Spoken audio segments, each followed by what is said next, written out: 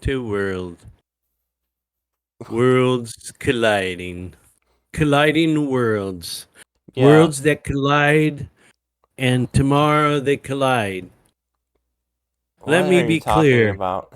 Let me be clear. Worlds collide. Words collide.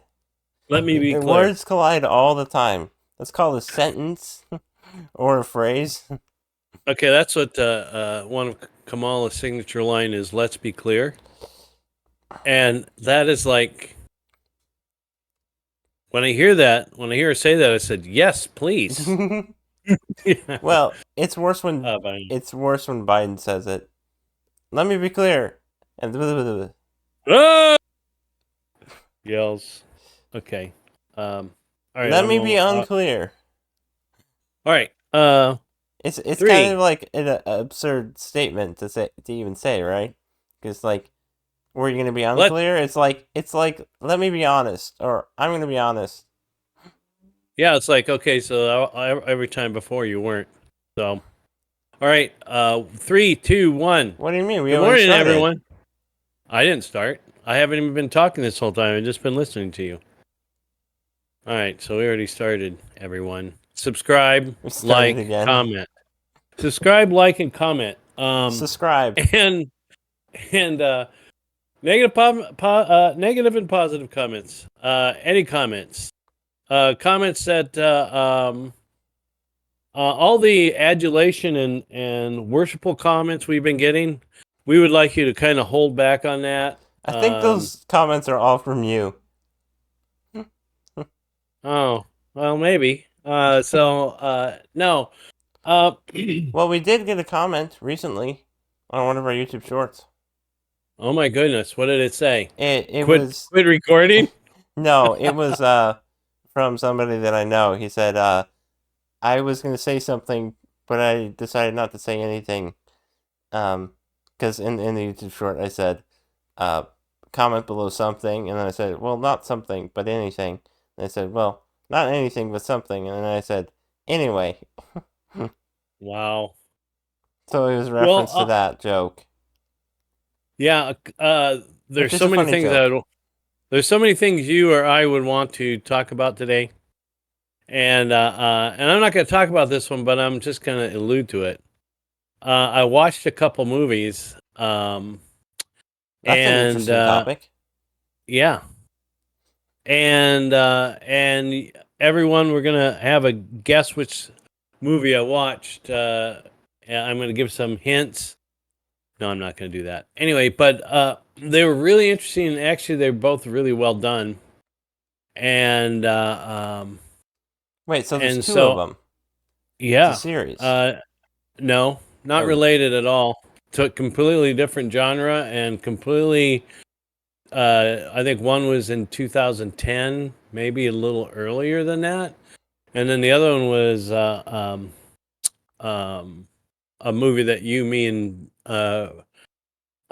Braden watched at the theater. Oh yeah, that was a good one. Yeah. So, but yeah, I'm not sure why I brought it up because I'm not going to talk about that. I'm not sure either. Well, I would like to have a show on that, and maybe we'll record two today. Let's start with the one. Other thing. Yeah, let's start with one. So the other thing I was thinking about, it occurred to me, and we're in an election season. I think we're in an election season every time we have an election. Am I right? Yeah. Which would mean basically like every 2 years. So basically, what we just shared with the greater world audience is that we're in election season around when elections occur, and I think that is something that more people need to talk about. But anyway, now we're in an election season, obviously, and a major election coming on. Well, if you didn't know that, I feel a little bad. Yeah, I think almost. There's probably some people you could meet and say, "Oh, do you know there's a presidential election coming along?" And they may say, "No, I don't really pay attention. I didn't really know." there might be somebody like that, but not very many. And there might be some that know the election is but don't care. Yeah. That's a problem. And but anyway, so I was just thinking of the election season, and and then two other random thoughts. They're not really random, but they might seem random at first. Recently,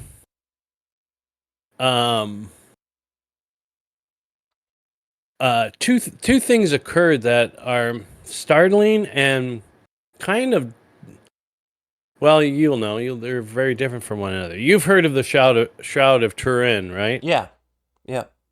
And that not a controversy, but that debate or that that mystery's been unfolding for a long time, going back and forth about is it real? Is it not? Is it a fake? Right. What is it? Right. And there's just been more definitive results and testing in the last month or so, and everyone out there probably has known about it. And I'm not going to go into depth about it, Well, but hold on. I go ahead. Is there anything more than you've shown me, that you've heard about it? You sent me a They video did. about it. Okay, I think that gave you some of the most current information. But then I researched into an. I'm trying to decide. Yeah, I think they did give the major research on that video that I sent you. So yeah, it's awesome. It's crazy. I am very certain, unless something changes. I mean, but well, I think it's and yeah, well, I'm convinced that it's real. I'm convinced that it's from around the time of the Lord Jesus. Whether it's Jesus's burial cloth and head cloth, I don't know. I mean, we don't. It doesn't have his signature on the bottom, although it has his signature on the everything else, right? But I think it might be beneficial to I mean, just scratch the surface about it, because I don't know if everybody knows about it, but for those who don't know, it's a burial cloth, and they don't know, or they didn't know in the past, whether or not it was fake, a forgery from the medieval period, or an actual burial cloth from the time of Jesus. There are some odd things about it that they couldn't explain, and so they concluded it wasn't real, and then recent research has shown otherwise. That's all I'm going to get into, but I don't know if everybody knows about it. Yeah, and it's just, and it's scientists currently cannot reproduce something as such. Yeah, exactly. So, I know that's not what you wanted to talk about today, so we don't have to dwell on it. We don't have to go into it. So I'm convinced that it is miraculous or wonder, and unexplainable by science.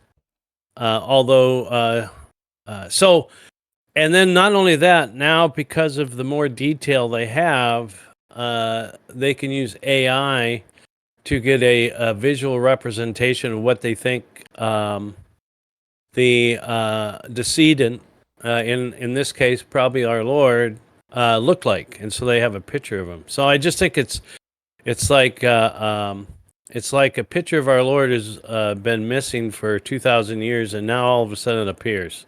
You know, that's kind of strange. And then to tie it with the other thing that I was thinking about, or that I came across, and that is at the DNC convention, the Democratic National Convention in Chicago.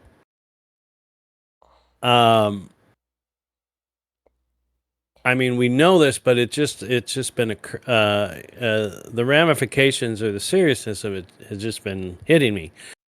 You probably are aware that they had set up remote abortion clinics outside to provide abortions for anybody that needed one or wanted one during the convention. You're aware of that? Yeah, I am. And are you aware that, and also vasectomies and sterilizations, um, It's remote, yeah, I hear. and I don't know how many of those occurred, the vasectomies, but I heard there's at least 10 abortions that occurred during that time. And Even one would be absurd for either of those because it's just like, what is the national committee for? Is it or convention? I mean, not committee.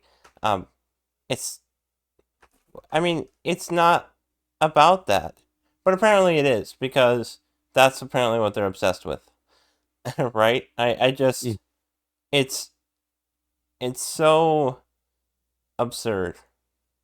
well, they, it was, I think during Obama's when he was running in their national convention. I don't think it was before. Maybe it was even before. But the Democrat Party removed God from their platform, and Yeah, either in 2016. I think it was before. I think it was in 2012 or 2008. But so they removed that. But now at the 2024 convention, they have abortions available, and they celebrate abortions. And uh, this is like a pagan ritual and worship, sacrifice to uh, the gods that they choose, which is basically themselves. yeah, But exactly. this is a horrendous um, mocking of God. Well, not And only that, it's also mocks human existence. I mean, it it's so contrary that it breaks natural law to such an extent that it's like it's unfathomable in my mind. Like I can't imagine how um, sick you have to be because we all are sinners, right? But not everyone is as bad as every other sinner when it comes to not everyone. I mean, there not everyone is as fully bad as they could be. And well, so to look at that and to see that level of sickness is it goes against every single principle. well, and even though everyone's a sinner, some sinners have rejected God, and some sinners are seeking God, Yeah. and that's a huge difference. But and so yeah, this is, and this is, the abortion. Uh, in the Old Testament, they used to sacrifice their children um, for the blessings of the gods, and so that they would have a good harvest, or so that they would live long and prosper. Which it's kind of you know contradictory. It's like, okay, you're sacrificing someone, an innocent person, for your selfish behalf. Um, Yeah, but and I would then say if that's better than today's, to be honest, because what they're not only sacrificing it for themselves, they're sacrificing it for their their country or whatever. But it's still absurd. I mean, to do that is still wicked. But what I'm saying is now it's even more blatantly stupid. well, it's definitely more. It's well. Let me. Okay, so Well, maybe you disagree with me, but that's how I feel at least. well, I disagree with you, but I think that in a way, um, if I asked you what is the reason? What is the number one reason you hear why someone is going to have an abortion? And trust me, this show is not an abortion. We're going to move on, but this Autonomy is is setting up. I think the argument that I hear or the thing that I hear the most is autonomy. Like it's my body. That's what I hear. Well, and that's true. That's true, but the reasoning behind the my Bali is like uh and that is one reason, sure. Um but a lot of people that are older and that have had them and maybe still will continue to have them, but had them in the past, they were glad because the time of pregnancy came during when they were developing their career. And in order, if they were to have a baby, it would hurt them financially because it would slow them down into pursuing their career. So it comes down to crops and money again, and prosperity. And so they're very similar. And Yeah, well, I mean, I do see something that I said about it. They were doing it for the benefit or what they considered to be good for society, but not really. They wouldn't care about that unless it would help them out. right, right. Of course, they're going to get. Yeah. So So that um, there is that it with what I said doesn't mhm. necessarily um what I said isn't necessarily true because it seems that the motivation is still selfish even if it supposedly helps other people with crops and all that. And so yeah, there's not really much of a difference at all between the pagan sacrifice and the modern sacrifice. Yeah. It's still to self, but Yeah. it So is more blatant now though about there's not like a well there's a god that I'm sacrificing to. It's just I want to do it, right? There's also right, that though. right. Right. Well, and then I would say that there is no God that they're sacrificing to. So uh, Yeah, when the but they might pagan have is, thought that there was. they thought, yeah. So there's a difference in their intention, but in the reality, there's They're doing the neither same God in thing, right? either place. Yeah. So and back then, uh, their their abortions were almost exclusively postnatal, so after the child was born.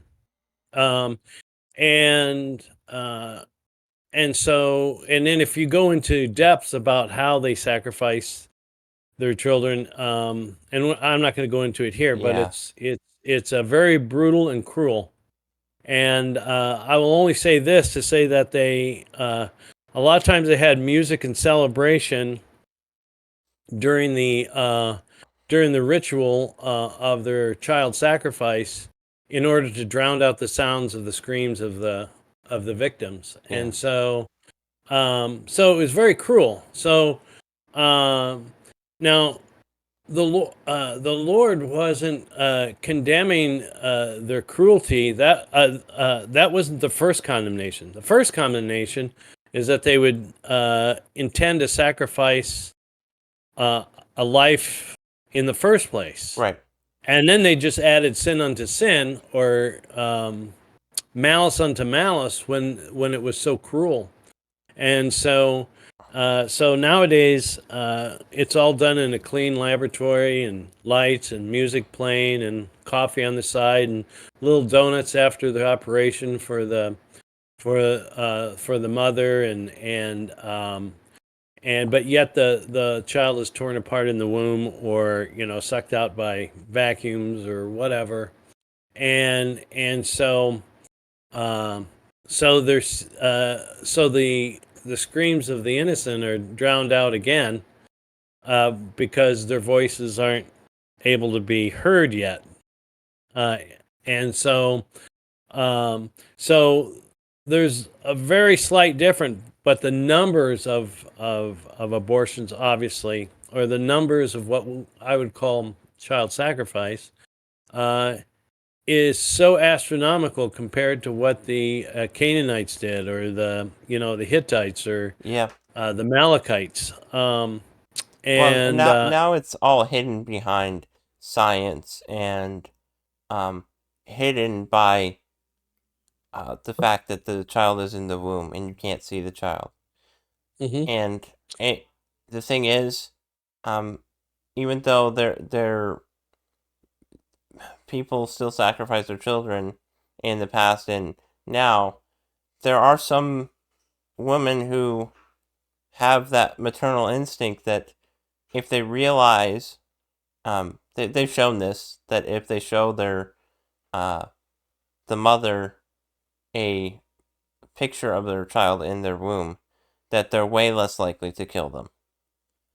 And so there is a certain maternal instinct that can kick in and can what would it be?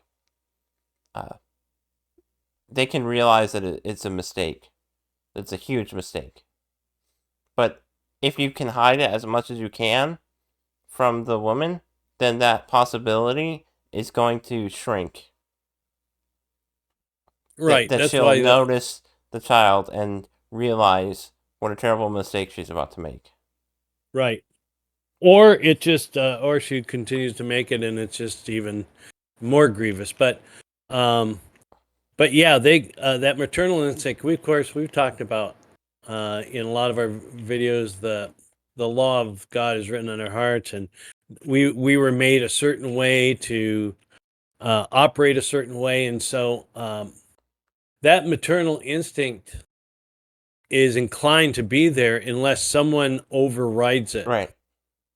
And so there's a decision that an individual makes, and it's not just the woman, it's the man involved too, and the doctors and the politicians and everyone that goes along with it. But so there's actually a conscious overriding, a free will, if you will. A free will, if you will. Can I offer you free will if I will? Okay, anyway. And so, but so as I was thinking about, so let's come back. A major party, one of the two major parties in political life in the United States, possibly the most powerful, if not one of the most powerful nations in the world, a pretty populous nation, a nation that has a lot of influence. One of their political parties is having Moloch worship during their national convention. That is stunning. Okay, so to take this a little farther, I did a little research about, okay, what countries is abortion illegal in? And there were they listed 4. I'm gonna do these by memory. Only 4? But only 4. And I'm surprised about the one that they list. They list Poland, Hungary. Oh, I don't know if they list in Hungary. Poland, Nicaragua, El Salvador, and the United States.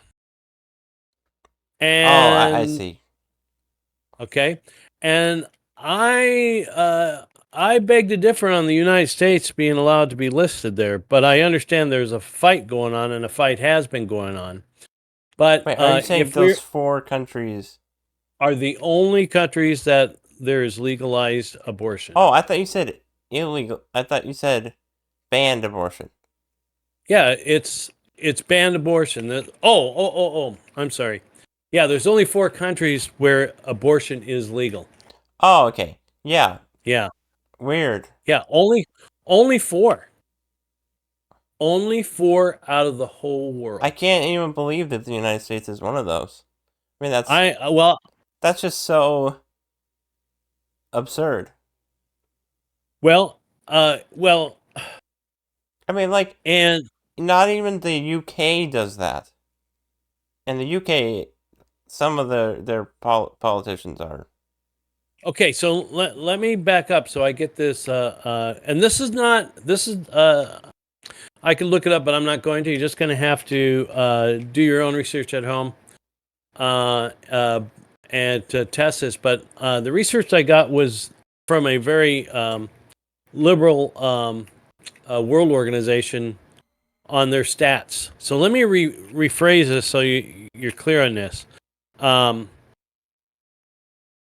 They said there's only 4 nations in the world where abortion is illegal.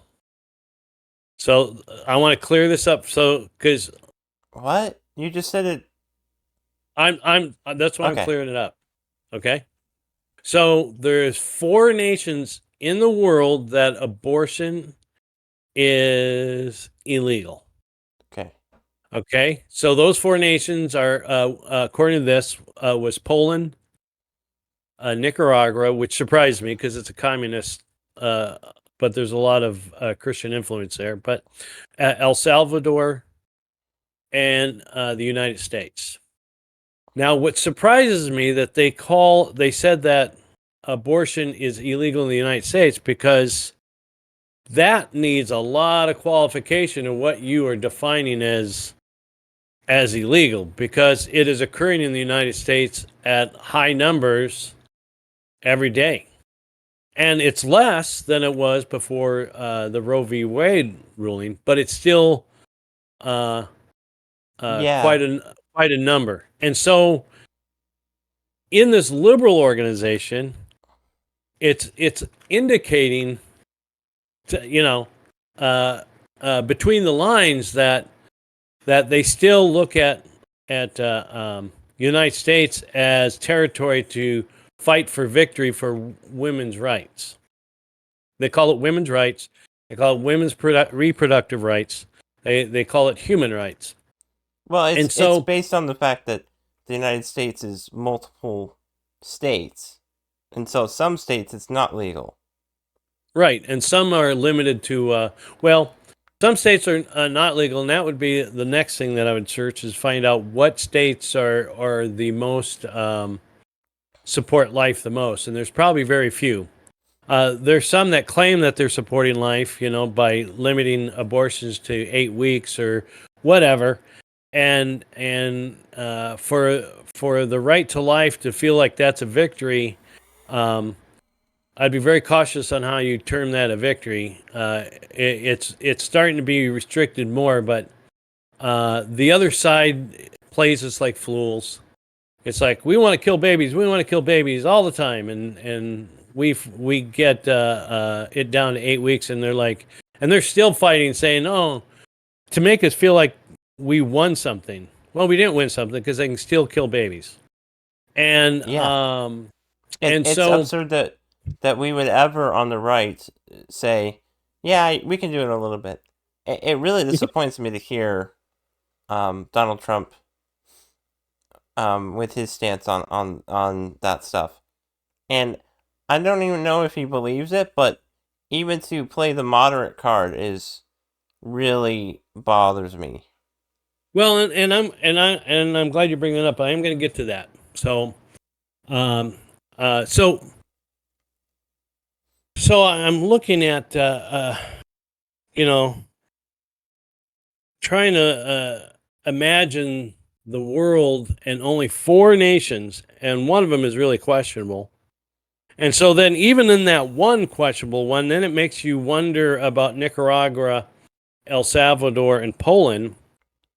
But I will tell you, Poland has been an amazing, with all the Polak jokes that are out there over the years. It's amazing. Poland is standing strong for life, and the church is strong there, and that has an influence. But the church was strong in Ireland, and Ireland fell to pro-abortion, and so in our recent history, and so I'm looking at it from God's point of view. It's like, holy cow!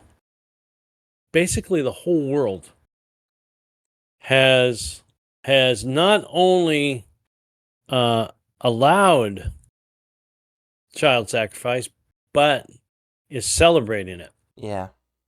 And so when you think of the Old Testament, there's many times that it's explicit, but then there's also times that it's implicit, where it indicates that, remember, the Jews were the chosen race of God, not because of anything special on their part, but God had a plan, and many times he would say that the Jews were stubborn and all that kind of thing.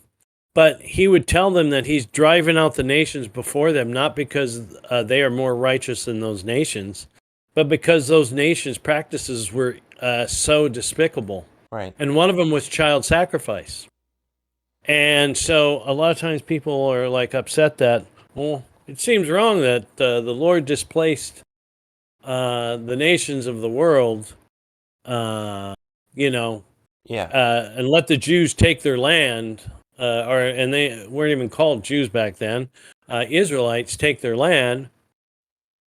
And it's like, no. When we read in the scriptures, we read mostly the story of the Old Testament, mostly the story of the Jewish people, the Israelites, the sons of Abraham, and but the rest of the world, we don't have that book. But God is involved with the whole world, and so even though a lawgiver such as Moses did not come to the Canaanites or the Amalekites, the law was still written on their hearts, and they still were responsible for following the natural law that Mm. God placed in their hearts. And some nations did it better than others, and some were more wicked than others. But the more wicked ones drove out before the Israelites uh, for two purposes. One, because the Israelites, God had a plan for them, and He was fulfilling His promise to them. But also because of the wickedness of the nations, and that He would uproot nations because of their wickedness. And I think of um, what's going on in our country, that one political party is offering sacrifices to Molech at their national convention. And if we could just, you talked about having a mother and hopefully the father watch a video of that baby before it's born so that they can see that, hey, this is really a life. This is really a person. And to do anything on purpose to end that child's life is murder. It's not a choice. And the flip side to that, if we could demonstrate or give a AI visual presentation of the sacrifices of Moloch and what goes on in the pristine clinical white lab coat facilities that we have, and play that 24 hours on a channel so that people, you and I and everyone included, would have to view the horrific destruction of life, that might change some hearts perhaps. And then of course that doesn't even talk about the untold devastation that it leaves in its wake, because the first victim is the child, and the second victim is the mother and the father, and then the clinicians and the doctors and the nations and the communities, and so it's a very devastating thing. So Yeah, well, even for the one that does it, and it goes into that, sin itself is well, God leaving them in sin is also a punishment, and it hurts them, and uh, it's not only the fact that the child was killed, it's the fact that people did it as well, and they have to deal with that, um, the consequences of that for as long as they continue to reject God. They're going to have to mhm. deal with the fact that they were so lost and that they are doing wickedness, and they're going to be left in that until they realize. Um, and so, yeah, it's absolutely terrible. It hurts every single person that's involved, and it hurts even people that aren't involved with it. It Mhm. it's it's just terrible. It's such a it's one of those things that is so big with its impact. Mhm. Oh, well, yeah. And it's only, and let me, and I'm not trying to make this show, and we're not trying to make this show about abortion, but we are gonna discuss abortion, but we're getting to a larger point.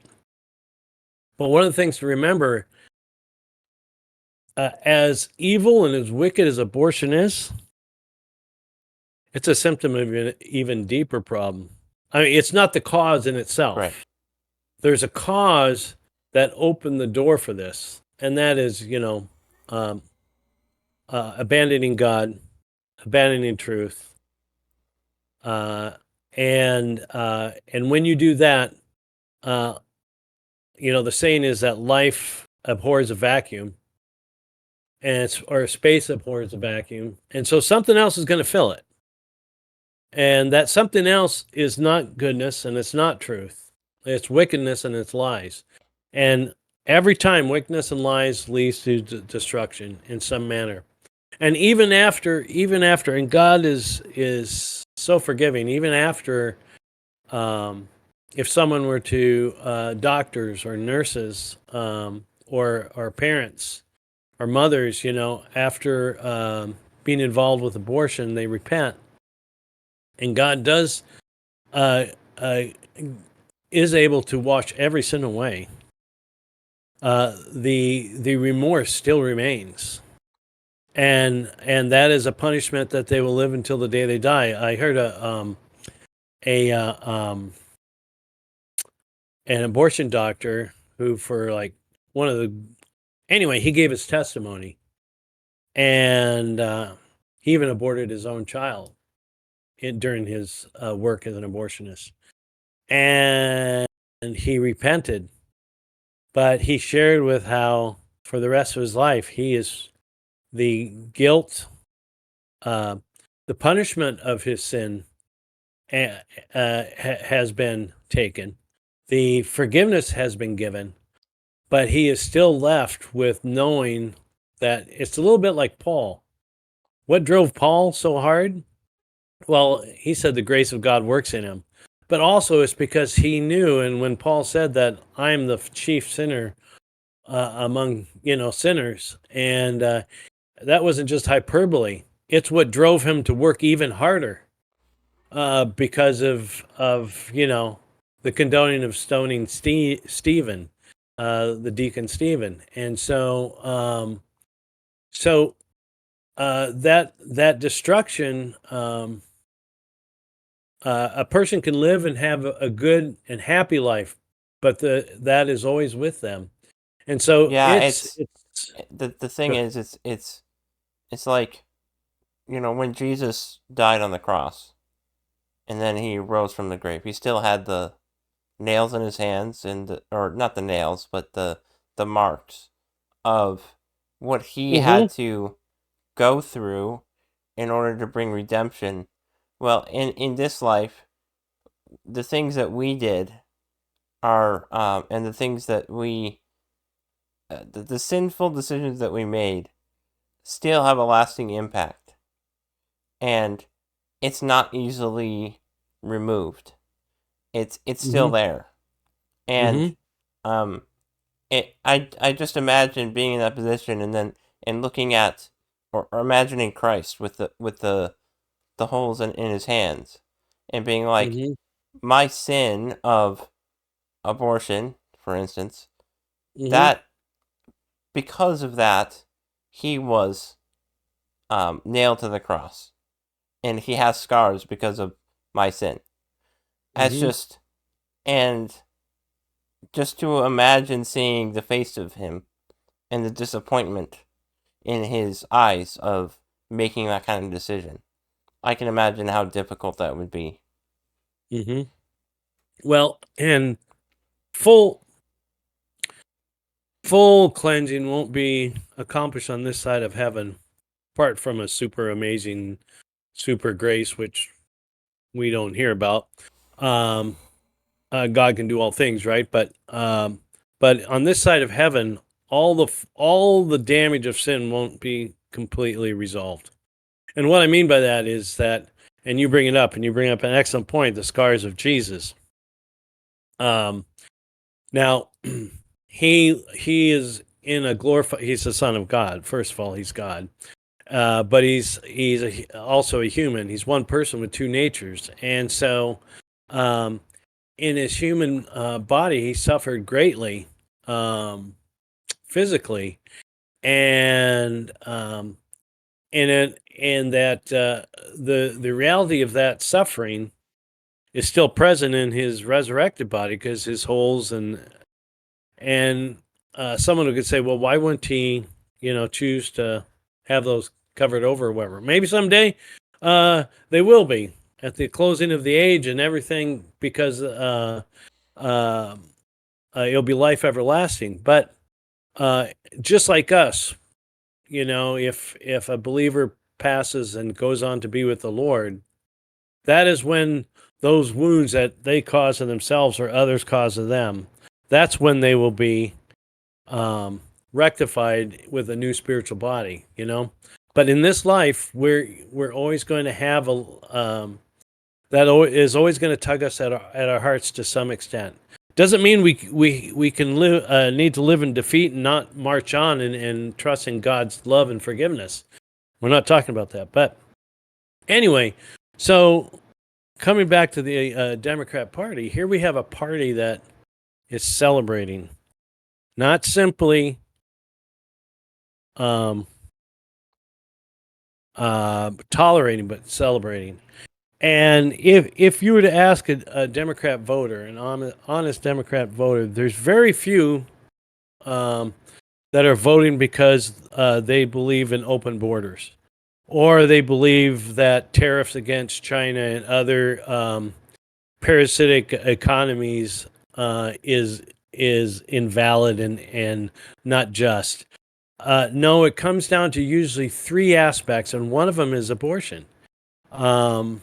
Especially the female population who is Democrat. It comes down to one issue: are they really mad that President Trump used a expletive in 1987? Is that really what's keeping them from voting? Because if that's what it is, then all we need to do is get video of every politician and them using an expletive and saying something coarse throughout their life, And so, is that really a reason? No, it really comes down to that one issue. It's and the other two, but well, and that also comes down to that for me, where I don't want it, and so as long as the Democrat Party stands for it, there's no doubt in my mind who I'm going to vote for. Never a doubt.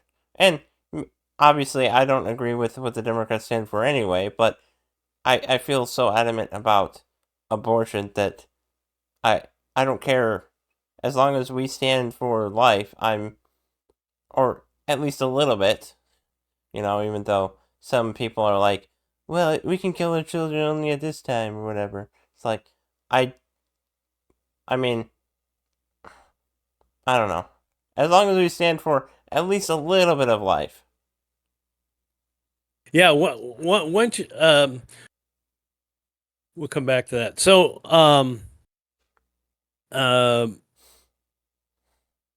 so yeah, they're voting on mainly one of three things, and they're all tied together. But one of the big ones is abortion, and so, and if stealing is wrong, stealing a penny is wrong. And stealing $1 million is wrong. And someone may say, well, stealing $1 million is worse than stealing a penny. Well, we can understand what they're saying. There's a certain aggravating factor. If you're stealing, and then also if you're stealing $1 million from a trillionaire, it's still wrong, but it doesn't hurt the trillionaire that much, right? But it's still wrong, and it still needs to be dealt with. But if you're stealing a penny from a poor person, that or $100 from a poor person, that might be what they had to live on for that month. Well, it's sorry. Go ahead. I was going to say, it sounds even more pathetic that you would even steal a penny from them. Like, right. You can't survive without a penny? Well, and everything is seed and fruit in this life. Everything is seed and fruit. Whatever you sow, you will reap. And so that's why the scripture says that, that very saying, you'll reap what you sow. And then it also says that he who is faithful in little will be faithful in much, and he who is unfaithful in little, will be unfaithful in much. So, uh, so there can be no toleration, Right. and we talked about this a little bit last week with Utopia and a couple different things in previous podcasts, and that we realize we're in the world and that it's not going to be completely just. But for anybody to take a stand, to say that I'm only for a little killing and not for a lot of killing, or I'm only for humane killing, not inhumane killing. What does that even mean? They're equivocating. We can't have any toleration, right? Right. It's And absolutely not acceptable, and it's like, if it's true that murder is wrong, then any amount of it is wrong. It doesn't matter what reasoning you give.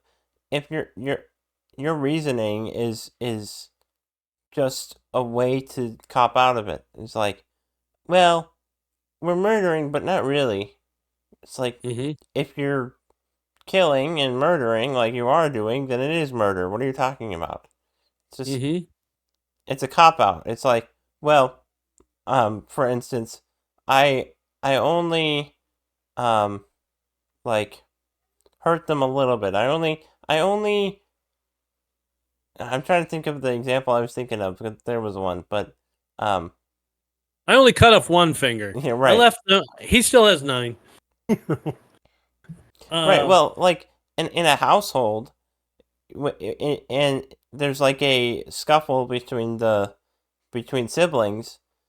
That kind of excuse is never gonna fly if you have good parents, I guess. But I mean, it's not like you can just make that kind of statement. Like, it doesn't work. Not Well, even and the not smallest of things.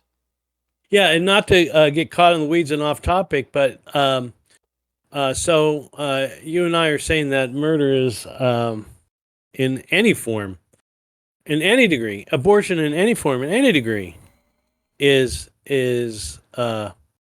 wicked and evil, and there are aggravating factors in all those cases, but in essence, it is evil and wicked. It's murder. And then the sophist, or the person that wants to argue their point, will bring up, yeah, but you support that homeowner in Atlanta who killed an intruder that came into his home. Right, they would say that. And like I said, I don't want to get into the weeds. That's a different subject. That homeowner wasn't making a sacrifice to Molech. Okay, he was protecting his family, or his own life, or her own life, or her own family. So, Yeah, not to and get caught in that's the not weeds. murder. That's self-defense, and there's clearly a Self-defense. difference, because it's But like then, the person that is attacking is forfeiting any right that they have. right, exactly. And so, yeah, but the other side will always use, because it's trying to win public opinion. It's trying to throw wrenches in arguments that will sway people to think, well, yeah, maybe there's a time that murder's right and or not right, or wow, the side that stands for life seems to be inconsistent and hypocritical, because that person over there who is fighting their position says they're inconsistent and Well, hypocritical. what's So, even more hypocritical is the fact that they're okay with no death penalty, but will kill innocent children. It's like, what? Okay, well, if you view autonomy as the highest good, apparently, that means somebody that attacks you is attacking your autonomy, and so what should be the proper response? yeah, well, it's blindness. and it's the psychological term is cognitive dissonance, but the spiritual term is blindness and sin. But yeah, how can they be saying the two opposite things and not being confused in their own mind? Cognitive dissonance. So, uh, in any form, it's bad. And so we have a party, like I said, the major party. But then, and so I started out down this road talking about how it struck me that the face of what may be Jesus has been shown through the Shroud of Turin. And during this same time period, the Democrat Party has a Moloch worship. I thought that contrast was so huge to me that are we living in the last times? I do believe we probably are. But I do believe we're living in the last leg of this country. And we still need to fight and do what's just and be cosmic warriors and pray for our country. But I thought those two contrasts are like highlighting who Christ is and highlighting why he's going to come and reap his harvest of believers and burn the rest of the world up in fiery wrath. And I can't imagine what is holding him back. When I look at the statistics of 4 countries out of the hundreds of countries in the world that have restrictions on abortion, and all the others are pro-abortion, and then that's just the one issue. And so I just thought of a interesting thing. Go ahead. Yeah.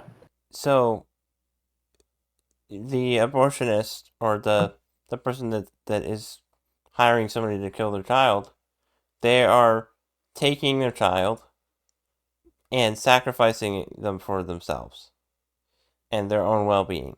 Whereas what Jesus and what God did is he sent his son who went willingly on the cross for others, not for anything and not for himself, but for us. And he sent his own son who came willingly. No, none of those children are giving themselves willingly to die, and it would also be completely unjust to kill them anyway. And they're taking their life for their own benefit, whereas Christ gave his own for our benefit, for our salvation. And I just thought that was an interesting correlation of it's like the reverse of it's the opposite spectrum of it. Yeah. And we either stand with him or stand against him. There's no middle ground. There's that time of decision, and that's why you and I like to talk about how time is precious and time is short and time is so valuable. One of our most valuable commodities. It's one of our most valuable commodities that we have no control over. Right. We have control over what we do during this time, but time itself, how much we have, or how healthy we will be during that time, or how effective we don't have any control of that. I mean, that's what we have. We have control about what we can do, right? But we don't have control over time. And so, and God hasn't promised man infinite amount of time in order to come to him. We have only a certain amount of time. And when we appear before God, and if we have rejected him, maybe not explicitly, but implicitly by what we chose to do. Right. Because you know what someone believes by what they do. Generally, as a general rule. No one is going to appear before him and be able to say, well, and you only gave me one chance, and then you smacked me down like a gnat. And it's like, no, he's going to replay time and time and time and time again, where he extended his hand, he extended his love, he extended his mercy. And we, in our hardness of heart, or whatever, for whatever reason, refused to hear. And or we heard and then at some point down the road decided, no, it's not for me. And so no man is going to stand before God and be justified in saying that God is the one who failed and didn't extend him mercy, and that's why You're right. he rejected him. No, There are God's no going to show him. excuses. Yeah, God's going to show him every time an opportunity, and so He's going to show all of us, and all of us are going to have some weeping to do. And you know, when it says that every knee shall bow and every tongue confess, um, it should not be understood that uh, an angel's hand or the Lord's hand is going to be on everyone's shoulder, pushing them down to their knees. It's like, no, everyone's going to voluntarily go down to their knees because they're going to see truth for what it clearly is. And it will bring you to your knees and it'll bring you to confess. And so, but anyway, coming back to the condition of our country, so that the Democrat Party has shown what they are clearly. And then also, like I said, the shout of turn. It just seems like God appearing, and man's rebellion appearing, the ultimate rebellion, Right. the ultimate The slap in contrast. God's face. Yeah. The contrast, and I think that contrast worries me in this sense that I think our time is short, but our time is always short because we don't know how much time we have. So anyway. So the Democrat Party, but then we go and look like, well, we have hope. We've got the pro-life movement, and we got the Republican Party that's holding firm. Well, are we really holding firm? And I would say that we are woefully, if you know, to borrow the term from Daniel, you've been weighed in the balances and found wanting. The Democrat Party, as far as their stand, it's clear to us. You know, right? It's clear. It's clear to themselves. They're not confused about where they stand. We're not confused about. We shouldn't be confused about where they stand. The confusion of where someone stands is on our side, because we claim to be the party of life, and to some degree we are, but we just dispelled the fact that you can't be to some degree. We're 70% for life. Right. You know? Well, the way I think of it is like the Democrat Party is entirely dross of the iron, and then the Republican Party is iron and dross at the same time. Yeah. Yeah, like the figure in Daniel where partly clay and partly iron, the feet, which were smashed. Yeah, kind of like that. Yeah, we cannot be deceived with our party. And it doesn't mean, like you said, it's clear who we're going to vote for. It's absolutely clear, and it's a willing vote. My personal opinion of Trump is high, but I do have some problems with his positions and some of the positions in our party. Yeah. And some of his positions are a political maneuver, which he shouldn't be. Maybe he shouldn't make, and we can talk about that. But some of the reason is not because he makes all those decisions himself. Who's telling him that it's good to say, you know, that we're partly for life? It's not good to say to say that I'm the most pro-life president that in the 21st century. Okay, that's good if you're just comparing among the presidents. Okay, that's a good statement. But does that mean that it's because you were 75% for life and everyone else before you was only 65% for life? It's still a loss. Right. It's That's still a heading strange to boast. I'm just slightly better than the previous people. well, and it's a true statement, and it's good, but sometimes that is a signal to the now we just want someone to come out and say, listen, I believe abortion is murder, and I'm going to do everything I can do to eliminate abortion, and so our party will say, if we state that publicly, we will never be elected. If that's true, and I don't believe it's true, because one thing that President Trump did is he said, listen, you don't have to put up with the lies of the media. You can put it right back in their face. Don't bow to them when they call you names. Our side used to think we had to be nice. We had to be we had to be doormats. We had to be turn the other cheek. Well, they misunderstood what turn the other cheek means. And so Jesus didn't equivocate on what he believed because he had some confrontation. Right. Right? He kept his principles intact and suffered the consequences. But we don't keep our principles intact. We apologize. So President Trump showed that, listen, this is how you got to fight. And he's not a jerk. He's treating the fool as a fool deserves, or giving honor to who honor deserves. And so he is not the savior of the world. He's not the savior of our nation. He cannot do this alone. If you want, and we can hold him accountable for not being 100% pro-life. We're glad that he's 70, but we can hold him accountable for not being 100.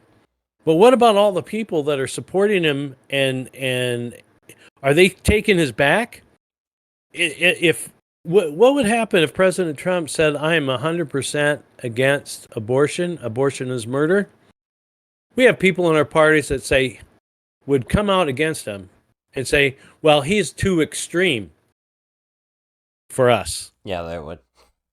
They would. Yeah. In droves. People that we think we admire. Well, I wouldn't say that, I would never. Oh, yes, you would. Yes, you would. People that we think so highly of would come out and say, yeah, I don't agree with his rhetoric. Okay, rhetoric. So all I'm saying is, with our party, and you're well aware of it, our party's death light. Okay? If the Democrat is the party of death, we're party of death light. And if we don't accept that, title or that description to that or notice that, yeah. If we don't, and if it's not true, then if we don't at least acknowledge the implication or the appearance that is the case, and do something to change that,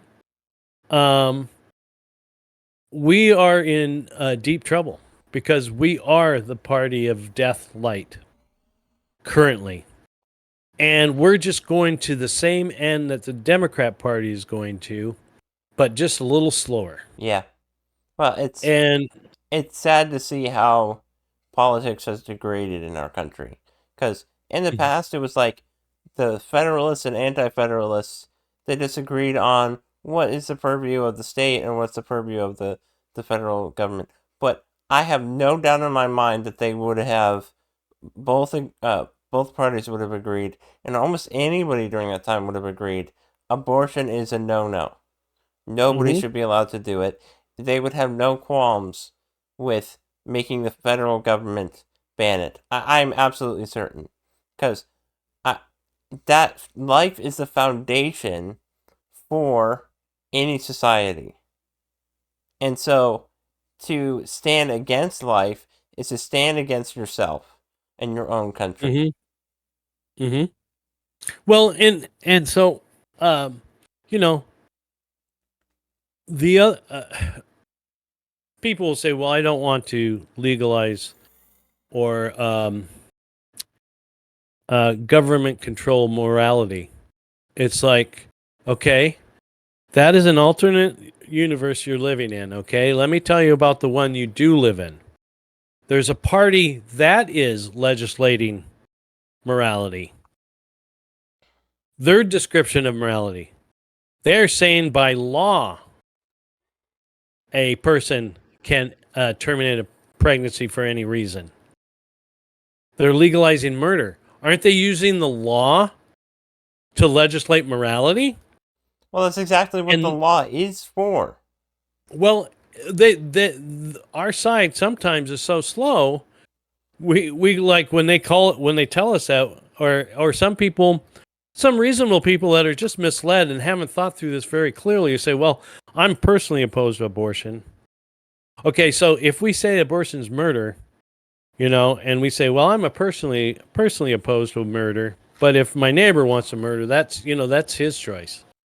And so Well, it comes down to values versus the good. And me and Ethan watched a lecture about Nietzsche and how he kind of coined the term value, where if instead of we should aim for what is good, it's like, well, I have a certain view of what I want, and I find that valuable. Whereas we were able to say before, well, this is good and this is bad.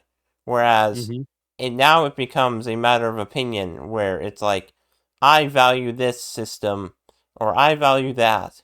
It's like it becomes about you instead of about what is true and real. Yeah. Well, and we're a country of shared values. What does that even mean? That's stupid. You know what? China is a company of shared values. Cuba is a country of shared values. Iran is a country of shared values. That means nothing. Right.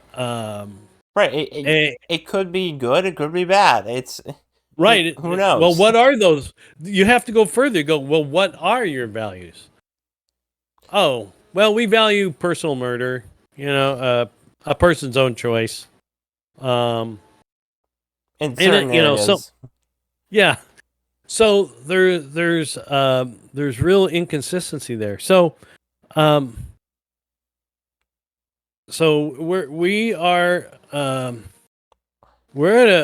at a time that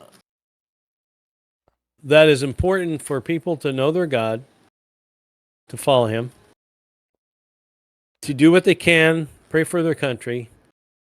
But one of the this is the point that I want to get down to with all what we've been talking about, is that sometimes our side, again, one of the best things Trump did is taught our side how to fight. Praise God. They will say, our side will say, but our side is just mimicking what the our opponent is saying, is that, oh, you're simply a one issue voter. You're just a one issue voter. Abortion is the only thing you care about. And then our side will respond, no, we're not. We care about a lot of other things. We care about the environment. We care about animals. We hope trees live. And so they throw. This is such a clever move by the opponent, or by the enemy, or by the devil, to take something virtuous and good and use it as an accusation, and then for our side to accept that as an accusation, or as a incriminating statement against us. You're pro-life. You're just one issue. And we're like, oh no. And the reality is, we are a one issue voter. Everyone is a one issue voter. and um, You mean at this and point, or and just always let me explain what I mean so that it makes sense, because that's an outlandish statement, and then I need to back it up. So like you someone typically will do? think someone will think that the one issue is God, and I would say eternally that is a true statement. But we live in the world, and God wants us to govern men, to govern men and govern them justly. And so, um, uh, so that is not the one issue that I am talking about. The issue, we are one issue voters. We only, and I keep saying that, but I haven't given any definition or defense Right. of that yet. Let me explain what I mean. Let's. There's three items, and there's many things that are a concern for me, and that are they have different levels of Importance. negative effect or positive effect on our country. You know, and I'm drugs is one. Unfair labor practices is one. All those things are important, but the top three I would call uh, uh, abortion, feminism, and sexual perversity. Okay? All these three have something in common with what I call my single voter issue. The family. Uh, no, but the family is central in a different arena. I would agree with you. We are single voter. Everyone is we either side with reality or we decide to define our own reality. Yeah. Okay, so in the case of abortion, so if we want to hire somebody to run our schools, and we ask them, is killing an innocent baby murder or not? And they say no. It's totally justified. It's then we may question their ability to discern every other single reality. Because if then we say, well, why it seems like it's murder, why don't you think it's murder? And then they will say, well, it's not really a human yet. And then you will go, well, when does it become human? Only at postpartum? Because any time along the life of a person from conception to natural death, uh, they're on a continuum. So, are you trying to tell me that the continuum is murder is allowed during that first 9 months of existence because they're not really human, but all of a sudden they become human after being birthed? Right. It's just And if they say, yeah, that's what I mean, then you know there's two choices. They're denying reality because they can't perceive reality, or they're denying reality knowing what reality is, so they're a liar. So why would you trust them with anything else over your life? right. Nothing. Right. And so, right? It's So, that go they're ahead. the fact that they use language like fetus shows that they aren't being uh, honest with reality. What they're doing is they're using language that serves to give a certain impression in mind. It's not Mm-hmm. actually about the reality, it's simply about the words in their minds. They're like, well, using this term dehumanizes them and makes it seem less like abortion is wrong because of the Mm-hmm. language we're using. And that's a tactic that's used by the people that don't believe in a objective standard. Mm-hmm. That's what's left is just manipulating words to get what you want. And this goes back to the Nietzsche versus uh, the classical philosophy. I mean, there's more than Nietzsche, but Nietzsche is the founder of we make our own reality and worlds, and there's not an objective truth and standard. And so the dichotomy that we find in our society today is between the Nietzscheans and the people that look to traditional Christian truth.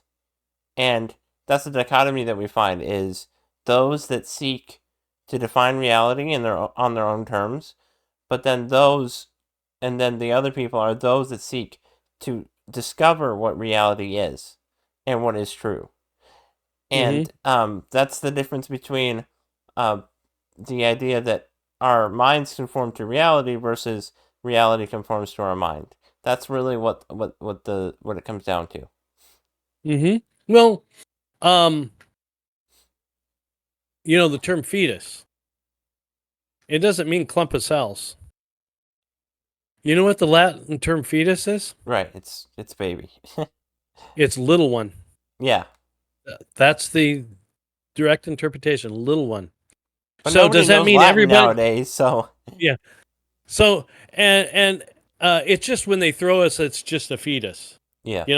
We need to be ready to go like, well, that actually means little one, just so you know. But so little one, does that mean that everybody under 4 foot tall, it's okay to kill? If it's okay to kill a fetus?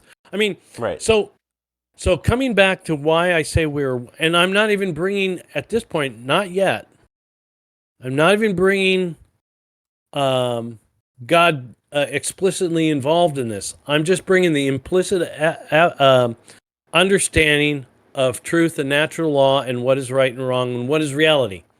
The definition of truth is what corresponds to reality, right?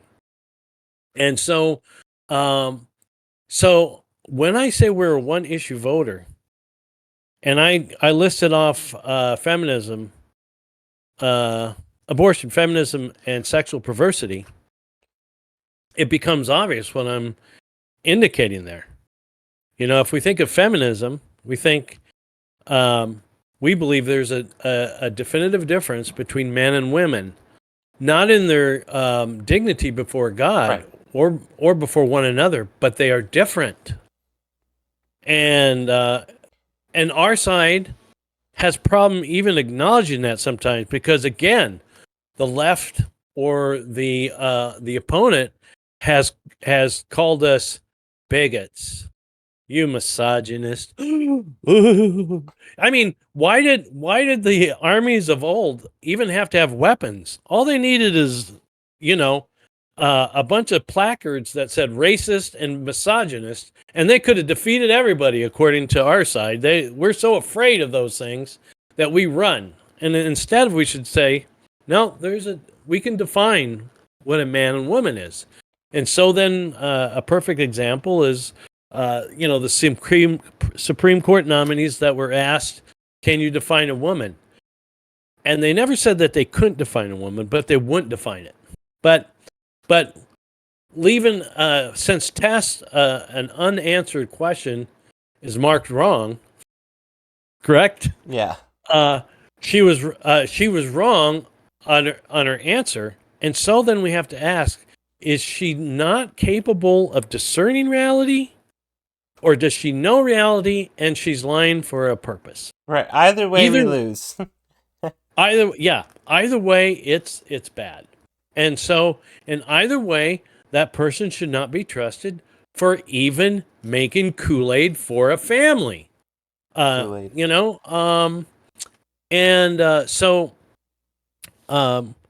And then if we go to sexual perversity, it is still very clear that men and women are complementary and meant for one another. And a man shall leave his father and mother and cleave to his wife, and the two shall become one. Only a man and woman can become one, and we don't define that. Or we redefine that in order to accommodate. So again, we give false definitions that seek to undermine the truth. And the idea of like, well, can't people just love each other? It's like, you don't know what love is, apparently, Mm-hmm. because Yeah. love is based in the truth. It is not based on falsehood. Only men and Mm-hmm. women are compatible, and Mm-hmm. the you need to be as unclear as possible in order for these things to seem okay. Mm-hmm. Because if you define it the way that it is, then there's no justification for what you're calling for. There's no justification for it if you don't. I mean, if you define it, there's no justification for it. Mm-hmm. Whereas if you're as unclear as possible, everything goes. Yeah. Well, we either accept and perceive reality, or we reject it and define our own reality. And that would be fine if uh, Brother Ruard comes. I'm trying to think of a strange name. If that's too close to Rupert. I like So this if example. Let's go with you. I'm okay, just kidding. if Brother Rupert comes along and says, "Oh, I define my," it's totally right for me and others to define our own reality. I'd be like, okay, that's fine. If you can define your own reality, then you can create your own reality. So do it, and then I'll agree with you. And guess what? None of us can create our own reality. Right. Only a creator can, right? So not even bringing God into it, the Almighty Creator into it, just recognizing what reality is. Man, woman, 2 + 2 = 4. Apple will always fall from the tree. It will never, 1 out of 1,000,000 times, float upwards. Gravity, um, as far as in our lifetimes, is constant. As far as it may vary in strength or whatever, but it is always real. Centrifugal motion, centripetal motion. Um, uh, all these laws always behave a certain way, and and uh, um, and so it is without even the Creator's assistance. Just we as creatures can recognize reality, and we will either adhere to it and accept it and work within it and understand it, or we will reject it. And the only time a rejecting of reality will work out for you is if you have control over reality. And since Right. no one does, it's always going to end poorly. And so now you bring in a creator into it. As far as for the believer, it becomes so much more easier to understand and to perceive and to accept, and also strength to stand for reality and truth. So coming back to why I believe and why I think we should defend our position of being single item voters or single issue voters is because the issue on the ballot, as we race toward the end of time, is going to be reality versus non-reality, truth versus the lie, my truth versus the truth. And whenever we fall on the wrong end of those dichotomies, it is to our detriment, to our pain, and to our loss. And so, yes, everyone out there, I want you to recognize, whether you're a Democrat or Republican or independent or whatever, you are a one-issue voter. And if you vote for one party that denies seeming reality, then you are choosing non-reality or my reality over reality. And so, yes, I am a one-issue voter. Yeah. And because I tend to believe that it's a really low bar. It's a really low bar. So if I take a 4-year-old and I go, Jimmy, do you think it's okay for me to go and, I wouldn't say this to a 4-year-old, but just let's use this as an example. Jimmy, who's 4, do you think it's okay if I go kill your sister Abigail, who's 2? He would probably say no. Right? Right. No. If he can perceive what I'm saying. No. That qualifies him more to be the leader of the free world than Right. someone that can't answer that question. Yeah. But we all know that the leader of the free world has more issues than just the issue of life. He has the issue of tariffs. He has the issue of state law versus federal law. He has the issue of, a lot of different things, monetary issues, social issues. Okay, so that 4-year-old Jimmy, he could answer that correct, but he's going to get everything else wrong. One thing is we're all going to be eating ice cream, and that's going to be good. And he's going to outlaw, having to go to bed at 8 o'clock. So our world is going to be in a mess. And as I was thinking about that, I was thinking about the kings of Israel. How Josiah is one of my favorite kings. Of course, King David is but I really like Josiah because, but anyway, King Josiah, I believe, became king when he was 8 years old. That's crazy. If I remember correctly. And he was like that Jimmy that knew that it would be wrong to kill his sister Abigail. He knew that at 8 years old. And guess what he grew into being? One of the finest kings ever. One of the most just, righteous, merciful, just, courageous kings ever. There was only 3. David, Josiah, and Hezekiah. The rest were all in some manner defective and some greatly defective. And so coming back to our country, and I do not hold a pessimistic view about where we are, but I do hold a realistic view and realize that at some point, God will destroy nations. That's a scary thought. And for reasons of wickedness.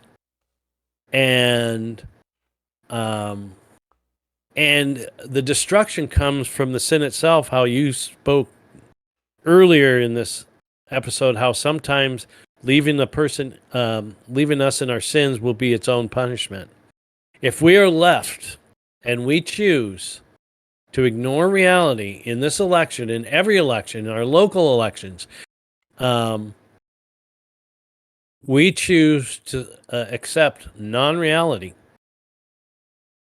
then we are on the fast track to Sodom and Gomorrah, going up in smoke. And from all the signs, that's where we're headed. And there's no being wishy-washy. Now is the time to take a stand. There's not. We don't have forever. We don't have a ton of time to sit and vacillate. It's like there's a fence, and you gotta pick one side or the other. Sitting on the fence is gonna hurt, especially with barbed wire. Right. Especially with barbed wire. And this is the thing is, it's like we're coming down to a decision here. Like you said, reality or non-reality. That's the only thing that we should be figuring out at this point. I mean, I don't care if we have the right view of how the government should work. It doesn't matter if we have a dilapidated, a corrupt culture and view. It doesn't help. It's like we can have federalism and have the right amount of balance of power, but it doesn't matter if we don't have a good society that values or sees what is good. Doesn't just value it, but sees it. Mm-hmm. Well, and so, and we do not have control. We can influence the future, but we're not going to be here at some point. And the past, we don't have any control over, although we can learn from it. We have the present, and we're responsible for what we're doing right now. We're going to you either select reality and stay on planet Earth and go through time, come what may, or you reject reality. You're still going to go through time on the Earth, but you're going to suffer, and others are going to suffer for it, regardless of who wins in the end. It's like Joshua said, that he stands for the Lord. As for me and my house, we will stand with the Lord, right? Right. And so he didn't say, as for me and my house, we're going to go with whoever is a winner. Right. Okay. Now we know that God is the winner, but we don't always get to see it, right? I mean, in the way that we would describe winner. John the Baptist he lost his head for simply saying that you can't marry your brother's wife. He lost his head for simply saying, let me say again, he lost his head for commenting on a social thing that a leader was doing, and said you cannot marry your brother's divorced wife. You can't marry her. He lost his head for that. Okay? Did he stand for the truth? Did he stand for the Lord? Yes, absolutely. And so you go through all our examples in the Old Testament, the prophets. We go through our Lord himself. He stood for the truth. I just thought of something. Go ahead. In 1984, what is the issue that it comes down to? The book? Yeah. Or the story by George Orwell? By George Orwell. What does it come down to?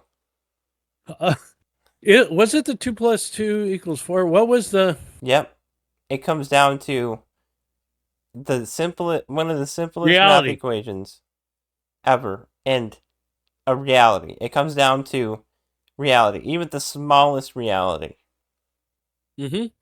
And George Orwell, excellent point, Z. George Orwell used 2 + 2 not because he was really concerned that people had the right math. Right. He was brilliant in bringing up a reality that everyone, regardless of their education or their intellectual prowess or lack thereof, could relate to.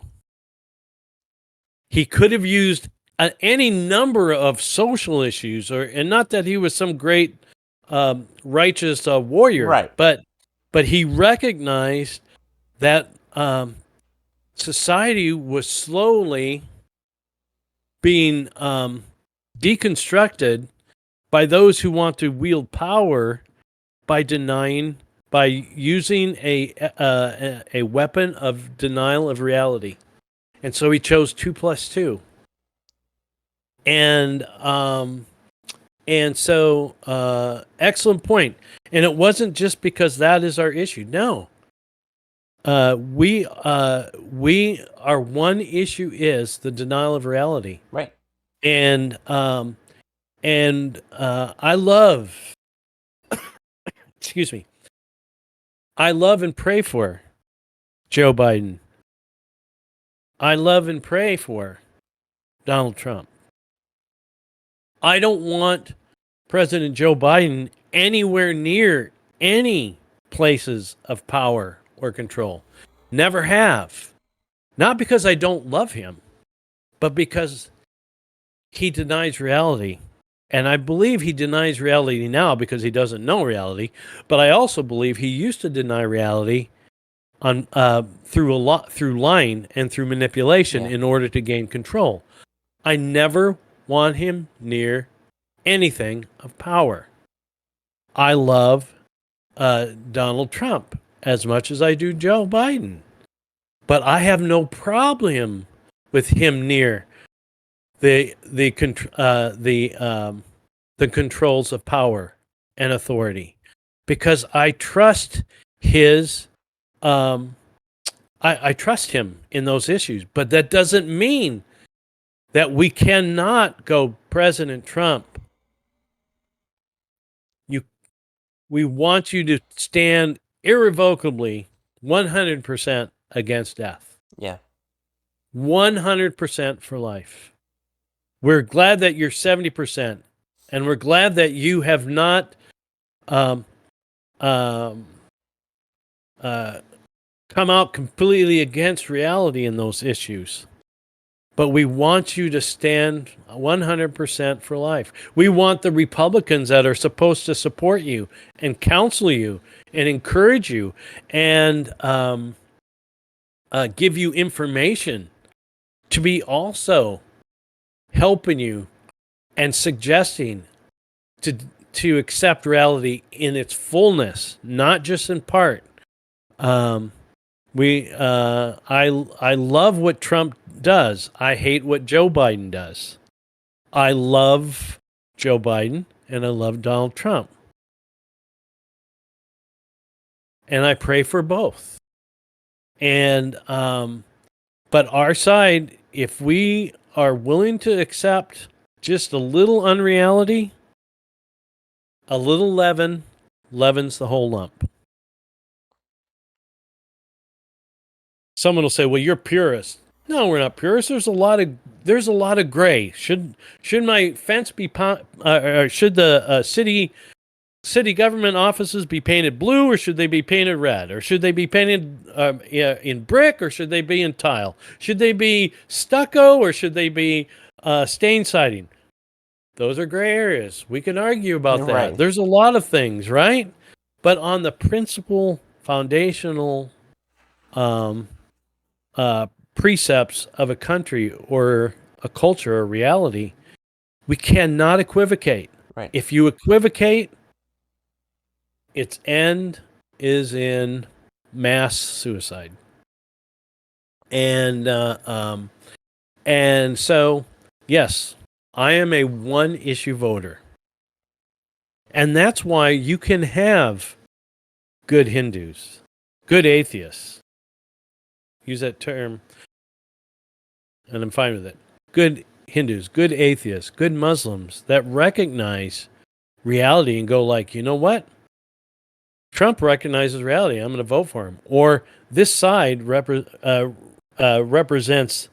non-reality and destruction. I, without even bringing a creator into it, they can recognize that 2 + 2 = 4. You know, George Orwell wasn't some strong, vibrant Christian. Right. I'm not even sure if he was a Christian. He but was an English socialist, but I don't know if he changed his mind. And, you know, at the very least, he was as much of a cultural Christian as Richard Dawkins, so he recognized what works and doesn't work, right? Yeah. And so, anyway, I just, I'm very concerned about where we're headed. I'm very concerned about our side. More than I am the Democrats. You know, the Democrats, I don't fear. I know who they are. They are. They've shown themselves to be. Yeah. Immoral. I fear our side that's weak. I fear the scoundrel or the quisling or the timid or the underminer or the deep stater that is on our side. And there's no excuse or no reason why we cannot, detect those. And if we just simply vote reality. I have a thought. Go ahead. Yeah, go for it. So do this thought process in your head or not you, but people that think that we should be more moderate on these issues. It's like Imagine if that argument was made about slavery in the past. In your mind, would you be okay with that? For most of the people, most people would say no. I imagine that is what we are up against at this point. If it's the same, it's maybe even more important. And that I don't know about that, but anyway, it's about we can't be moderate about it. That's just not a thing. Mm-hmm. That's an excellent analogy to bring in, or a comparison or contrasting tool to bring in, because it's absolutely true. Now, I will tell you that abortion, feminism, and sexual perversity is worse than slavery. I will say that here on air, and I'll stand behind it. But I will also say that slavery is absolutely despicable. Right. And they all have a similar element to them, and that's the dehumanizing of the human person, which was made in God's image. And the only reason that I say that there's a difference is when Paul said that if you were called while you were a slave, you're God's free man. If you were called while you were free, you have become God's slave. And he was just encouraging them that whether you're a slave or free, you can be righteous. But if you're a slave to wickedness, there is no righteousness. Right. And that's why the slave trader and this is wicked, and slavery is wickedness. And so, but what we're talking about is even worse. And we don't think there should be slavery at all, not tolerated, Right, not like, exactly. well, let's have 1%. Right. Let's say everybody that is left-handed, blue-eyed, and under 4 foot tall is allowed to be a slave. After the age of 18, let's say, because that would. But anyway, no, it's not to be tolerated under any circumstance. Right.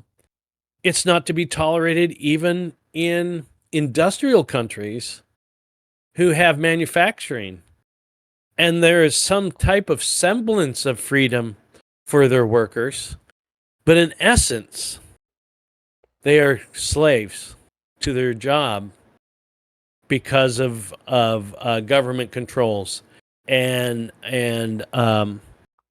improper use of power by the manufacturer owners. And so that even becomes a sense of slavery. Someone will say, well, we're all slaves to our job, and we know that sentiment, we understand it, because when we fell in the garden, we became harvesters in a weeded, in a weed-filled field with thorns and thistles. And so, to that extent, we have become, slaves. But anyway, slavery in any sense. But when we're talking about, and slavery, again, what does it have in common with the other three besides being dehumanizing? It denies reality. Yeah, they use the same tactics. Yeah. What I mean by that is, yeah, it's a rejection of reality, but it's also the type of language that they used at that time was to kind of shift how we talk about those people. Where the same thing happens today. They're fetuses, not babies. It's like the way that they talked about the slaves was in terms that took away the moral impact of the language. And that's the same thing we see now. They use the same tactic. Mm-hmm. And I would just like to close with this, that it is time, and it's always time. I don't want to sound like Kamala. There's always been a time. Time is really interesting. Now, it has always been, and we need to do it now, we need to live courageously, boldly, single-mindedly, to fight for the truth. And in every election, in every interaction that we have with our families, and how we approach worship and seeking God. Now is the time, and the time is now. And we must, regardless.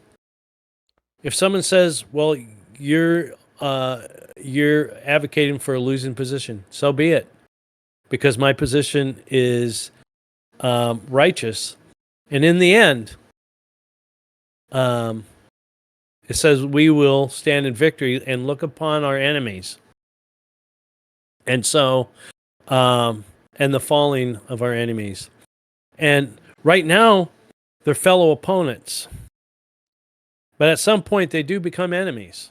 They pick a side, and it's time to pick a side and be unapologetic. It's time for us to demand from one another unapologetic adherence to reality and truth. And for us to demand our leaders to hold unapologetically to the truth. Thank them for where they're fighting so hard for us, but encourage them to do even more. And so we are one issue voters, and that is we vote for reality. And ultimately, by voting for reality, you're voting for God. But whether atheist or believer, or semi-believer or strong believer, everyone can vote for reality. Yeah. Regardless. So, any further thoughts, C? Nope. All right. All right. Thank you all for watching, and Godspeed. Have a good week.